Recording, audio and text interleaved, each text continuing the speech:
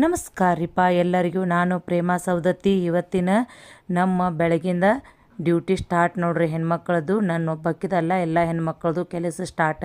ಏನಪ್ಪ ಅಂದ್ರೆ ಅಡುಗೆ ಮಾಡೋದು, ನಾಷ್ಟ ಮಾಡೋದು, ಡಬ್ಬಿ ಕಟ್ಟೋದು, ಊಟಕ್ಕೆ ಕೊಡೋದು, ಇದೆ ನೋಡ್ರಿ. ಬಾಂಡೆ ಮಾಡೋದು, ಒಗ್ಯಾನ ಮಾಡೋದು, ಇದೆ ಹೆಣ್ಮಕ್ಳ ಕೆಲಸ ನೋಡ್ರಿ.